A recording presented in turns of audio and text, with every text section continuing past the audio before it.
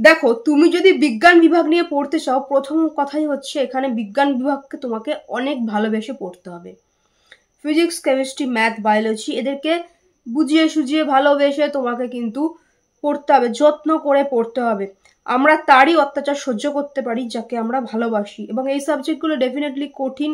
যদি বুঝে পড়ো তাহলে কিন্তু আর কঠিন লাগবে না, তুমি বুঝে ফেলবে ওকে, তুমি কিন্তু ইজিলি করে ফেলতে পারবে।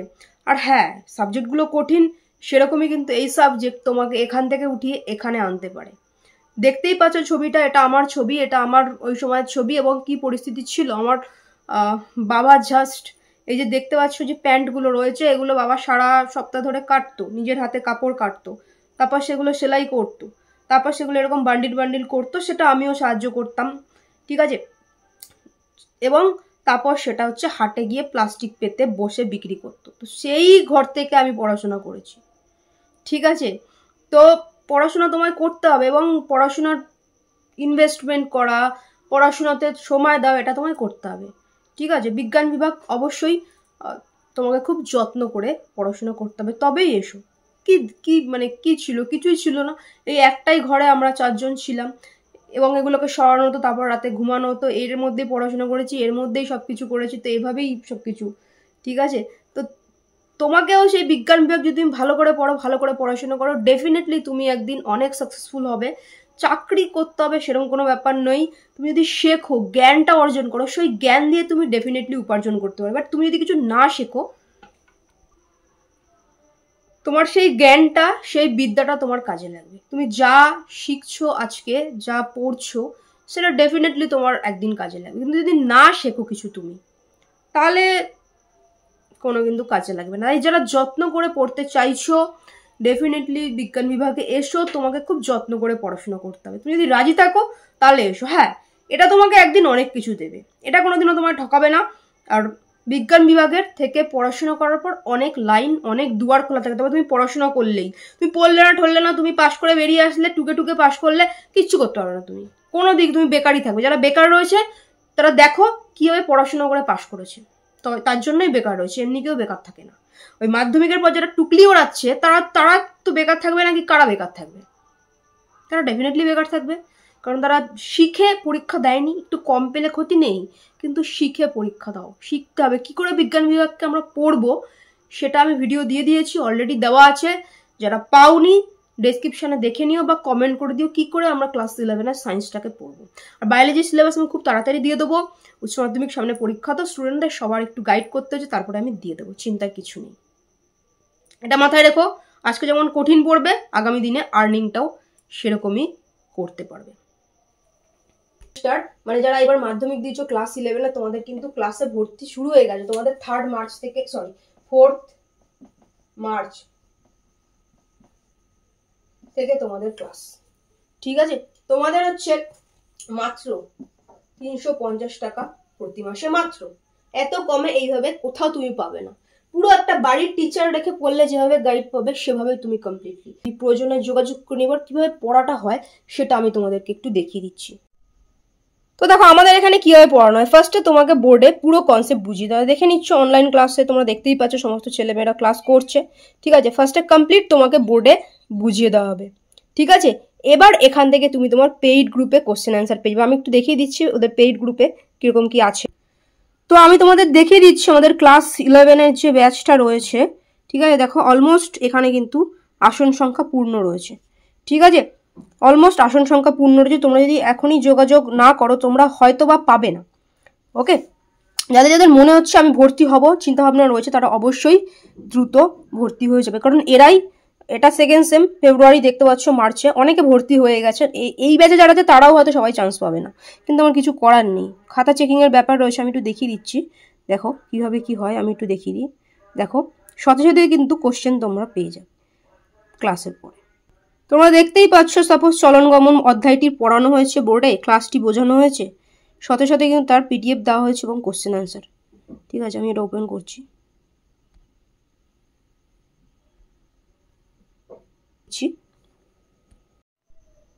তো দেখো এই যে পিডিএফ দেওয়া, কোশ্চেন অ্যান্সার দেওয়া, ঠিক আছে।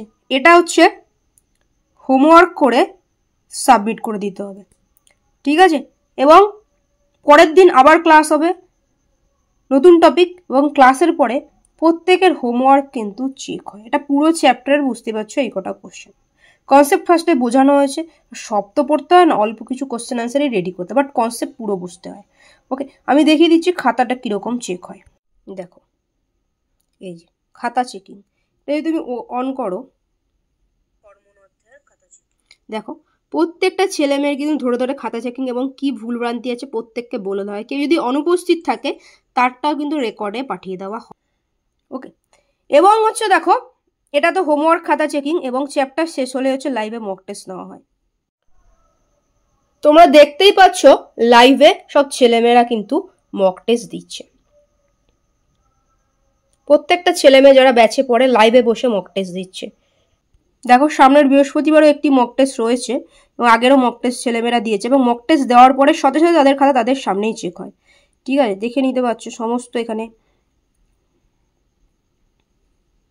দেখো সব ছেলেমেয়েরা এক্সাম দিয়েছে, প্রত্যেকের দেখো নাম্বার রয়েছে।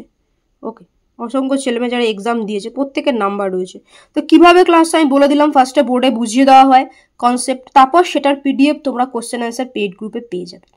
ওকে, সেটা তোমাকে হোমওয়ার্ক করে খাতা সাবমিট করে দিতে হবে। এখন MCQ base short note submit করতে হবে, এবং সেটা আবার চেক করে দেওয়া হবে, প্রত্যেকের খাতা চেক হবে।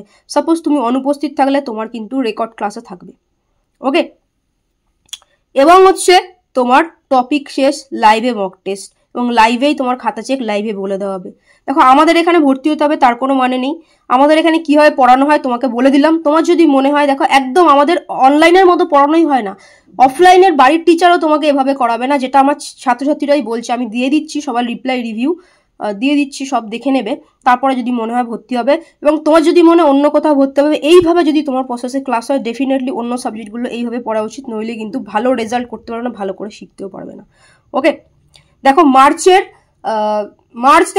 মার্চ থেকেই তোমাদের ক্লাস 11 যারা এবার মাধ্যমিক দিলে ক্লাস শুরু হয়ে গেছে, এবং কিন্তু ক্লাস 12 তোমাদেরও কিন্তু মার্চ থেকে ক্লাস শুরু।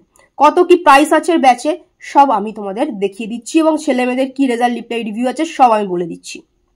তারপর যদি তোমাদের মনে হয় তোমরা ডেফিনেটলি বায়োলজি ইভিএস নিউট্রিশন তোমরা ভর্তি হতে পারো।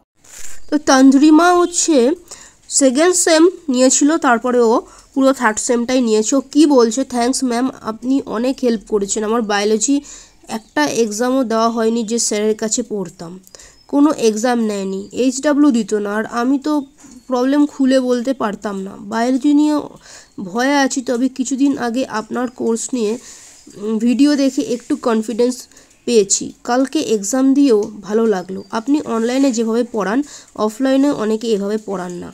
যে প্রবলেম হচ্ছে আপনি সব কিছুরই অ্যান্সার দিচ্ছেন, থ্যাঙ্কস ম্যাম। ঠিক আছে, থার্ড সেম ও নিয়েছে, ও পারচেসও করেছে। ঠিক আছে, এবং হচ্ছে ঠিক আছে, দেখো তন্দ্রিমার অ্যাকাউন্ট ও কিন্তু পুরোটা পে করে জয়েন করেছে। ঠিক আছে, এবং অনন্যাকেও দেখতে পাচ্ছ, অনন্যাও একসাথেই নিয়েছে second same plus third same. আপনি এত কেয়ারিং কেন, প্রত্যেকটা স্টুডেন্টকে গুরুত্ব দেন। আমি পরশুই আপনার কোর্সে ভর্তি হলাম, আপনার সবার কথা মাথায় থাকে। এটা দেখো, এগুলো যা তোমরা সমস্ত দেখতে পাচ্ছ স্টুডেন্টদের রিপ্লাই। তো ক্লাস 11-এর ফার্স্ট সেমিস্টার যারা আছো তাদের মাত্র 350 টাকা প্রতি মাসে, আর একবারে যদি নাও অনেকটা ডিসকাউন্ট হয়ে যাবে। তো বাংলাতে বিজ্ঞান নম্বর রয়েছে, তোমরা যোগাযোগ করে নেবে, কি বেতন আছে তোমরা জেনে যাবে। ঠিক আছে, এটা কিন্তু ক্লাস 11-এর বললাম। ওকে, এরপরে আমি দেখিয়ে দিচ্ছি যে আমাদের ছেলেমেয়েদের রেজাল্ট রিপ্লাই রিভিউ কি আছে, এবং তারপরে আমি বলে দিচ্ছি ক্লাস 12দের বেতন কি আছে। এটা হচ্ছে বায়োলজির বললাম, ইভিএস নিউট্রিশনের আরও কম। ওকে, একটু যোগাযোগ করে নিও বাংলাতে বিজ্ঞান নম্বরের সাথে, বিস্তারিত জেনে নিও। তো ক্লাস 11 ফার্স্ট সেমিস্টার পরীক্ষা দিয়ে এসে ছাত্রছাত্রীদের যে রিভিউ, ফার্স্ট সেমিস্টারে এমসিকিউ বেসিসই হয়েছিল, আমি সবারটাই অল্প অল্প করে পড়ে তোমাদের শোনাচ্ছি। ঠিক আছে, তারপর আমি বলে দিচ্ছি ক্লাস কীভাবে হবে, কত কি ফিস রয়েছে, বেতন রয়েছে। দেখো, আচ্ছা, নূর মাধ্যমিক জীবন বিজ্ঞানেও 100-তে 100 পেয়েছিল, এবং ক্লাস 11 ফার্স্ট সেমিস্টারেও কিন্তু 35 আউট অফ 35 পেয়েছিল। ঠিক আছে, কি বলছো আমি ওর রিভিউটা একটু দেখাবো। আমাদের স্কুলের বায়োলজির কোশ্চেন অনেক হার্ড হওয়া সত্ত্বেও আমি সব পেরেছি। আই নো আমি 35 আউট অফ 35 ওইটাই পেয়েছে। For saying this it takes so much confidence which is just happened for your motivation as teaching methods. আজকে এক্সাম আমাদের স্কুলে কারো ভালো এক্সাম হয়নি, সবাই চুপ করে বসেছিল। আমাদের 11-এ অনেক কোশ্চেন আছে যেগুলো 10-এও আছে, আর আমি সেগুলো 11-এ পড়িনি বাট 10-এ পড়েছিলাম। দ্যাটস ওয়াই সেগুলো পেরেছি। আজকে বুঝতে পারলাম আপনার কথাগুলো, যে তোমার নলেজ কেউ কেড়ে নিতে পারবে না। এক্সামে দেখে লিখে বেশি নম্বর পাওয়াটা কোনো ফ্যাক্ট না। অ্যাকচুয়াল ফ্যাক্ট হলো নলেজটাকে কালেক্ট করে লাইফের নেক্সট স্টেজগুলোতে কাজে লাগানো। টুডে আই রিয়েলি ফেল্ট ইট। যার জন্য আজকে সবাই বসেছিল আর আমি রিল্যাক্সে এক্সাম দিচ্ছিলাম, আর আপনিও অনেক প্র্যাকটিস করিয়েছিলেন, যার জন্য থ্যাংক ইউ সো মাচ। ঠিক আছে, তো এটা হচ্ছে নূরের রিপ্লাই। ঠিক আছে, কদিন বাদেই তোমাদের সেকেন্ড সেমিস্টারেরও এক্সাম হবে।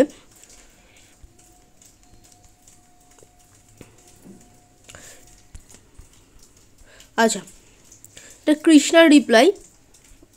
কৃষ্ণা কি বলছে, and thank you so much ma'am, আপনার জন্য হয়তো এত সুন্দর করে বায়োলজি পরীক্ষাটা দিতে পারলাম। আপনার বলা প্রত্যেকটা কথা আমার মনে অনেক শক্তি দেয়, আর আপনার পড়ানোর কৌশল সত্যি আমাকে অনেকটা বদলে দিয়েছে। Thank you so much ma'am, thank you again. ঠিক আছে, দেখো স্নেহা কি বলছে, ম্যাম এক্সাম খুব ভালো হয়েছে, জানি না কত পাবো, বাট হ্যাঁ আপনার পড়ানোর মধ্যেই সব এসেছিলো। Thank you ma'am. আচ্ছা ম্যাম, জয়রাম বলছে, ম্যাম এক্সাম খুব ভালো হয়েছে, বেশিরভাগ কোশ্চেনই প্র্যাকটিসের মধ্যেই ছিল, অ্যান্ড সত্যি আপনার পড়ানো খুব ভালো। থ্যাংক ইউ সো মাচ, ভালো থাকবেন। আচ্ছা দেখো, এগুলো কিন্তু স্কুলের এক্সাম, আর বোর্ডের এক্সাম থার্ড সেম তোমাদের বোর্ডের এক্সাম হবে, সেকেন্ড সেমটা ফার্স্ট সেমটা স্কুলের এক্সাম হয়। ঠিক আছে, সুদেশনা ক্লাস 12-এর স্টুডেন্ট, ওই মোমেন্টে ছিল বলে এই রিপ্লাইটাই রয়েছে আমি দেখিয়ে দিচ্ছি। সব কোশ্চেন কমন ছিল ম্যাম, আর পয়েন্ট করে লিখেছি, আপনার কথা মতো এমসিকিউ কমন ছিল। ঠিক আছে, কোশ্চেন কমন এবং কীভাবে লিখতে হবে সেটাই বড় কথা। সুমিত কি বলছে, ম্যাম এক্সাম খুব ভালো হয়েছে, একটু পরে ম্যাম কোশ্চেন পাঠাচ্ছি, এই বাড়িতে এসে খাওয়া দাওয়া করে কোশ্চেনটা আপনাকে পাঠাচ্ছি। প্রত্যেকটা স্টুডেন্ট দেখে নাও, ম্যাম খুব ভালো হয়েছে, সবটাই আপনার জন্য, আপনি যেরকম বলেছিলেন ঠিক সেরকমভাবে পড়েছে, পরীক্ষা দারুণ হয়েছে। তোমাদের সামনে আছে দিশাও 99 পেয়েছিল কিন্তু মাধ্যমিক জীবনবিজ্ঞানে। ম্যাম ভালো হয়েছে, সত্যি বলতে শর্ট নোট আপনার গাইডেন্স ছাড়া এটা পসিবল হতো না, ইউটিউবের ওয়ান শট ভিডিওটার জন্য অনেক হেল্পফুল হয়েছে। Thank you ma'am. ঠিক আছে, দিশা 10 লেখা আছে, 10 থেকেই রয়েছে। আচ্ছা, রূপসা কি বলছে, ম্যাম এক্সাম মোটামুটি ভালোই হয়েছে, জানি না কত পাবো, কিন্তু অনেক কোশ্চেনই আপনার প্র্যাকটিস করানোর মধ্যেই ছিল। এটা কিন্তু স্কুলের পরীক্ষা, বিভিন্ন স্কুলের। তো কোয়েল বলছে, ম্যাম বায়োলজি আজ এক্সাম ছিল, সব কমন এসেছে, আপনি যা করিয়েছিলেন সব এসেছে, অনলি 3টে শর্ট কোশ্চেন পারিনি। ঠিক আছে, অসংখ্য স্টুডেন্টের মাধ্যমিকের রিপ্লাইও রয়েছে, ডেসক্রিপশানকে ফার্স্ট লিঙ্কে ক্লিক করে। প্রতি বছরের এখানে কীরকম পড়ানো হয় সেটা তোমরা বুঝতেই পারছো ছাত্রদের রিপ্লাইতে। তো যদি মনে হয় তোমরা যোগাযোগ করে নেবে হোয়াটসঅ্যাপ